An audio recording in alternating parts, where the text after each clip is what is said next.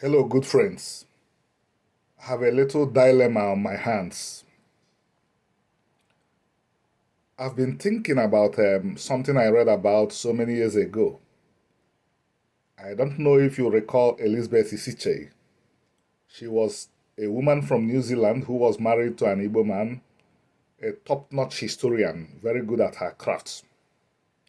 In one of her books about history and religion, she mentioned that the Igbos were probably the only people who converted their instruments of war into an instrument of peace.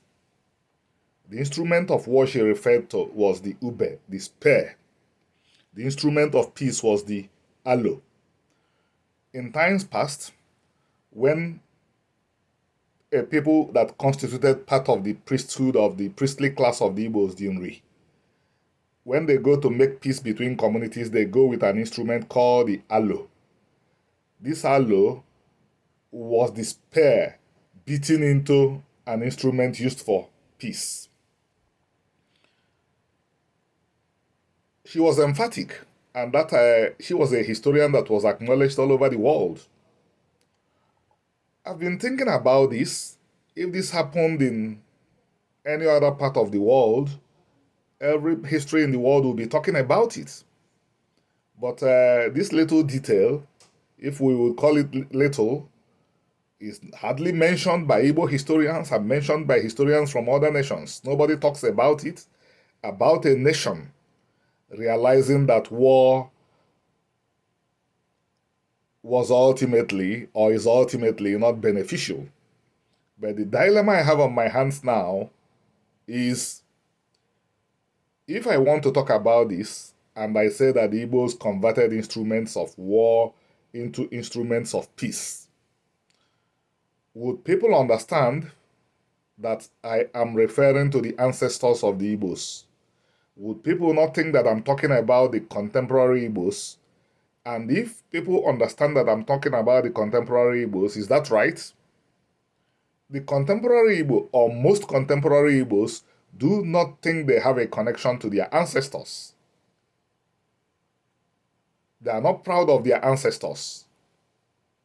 Even this afternoon, an ignorant Igbo person thought that the ancestors of the Igbos were naked. So the question is, what is the proper way to present this? Do we say that Omenana converted instruments of war into instruments of peace?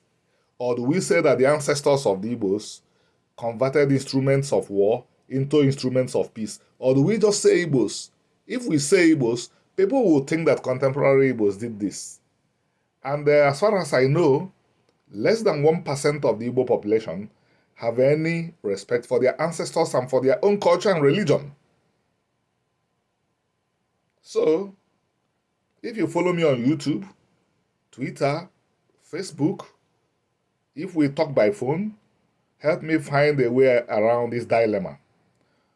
What is the best language to use when talking about this great achievement? By the way, what made Isaiah unique? I mean the prophet Isaiah, the Hebrew prophet. He prophesied about a time in the future when nations will no longer go to war. And here we have a little known people in the center of Africa who practiced what Isaiah taught. And history does not talk about it. Thank you.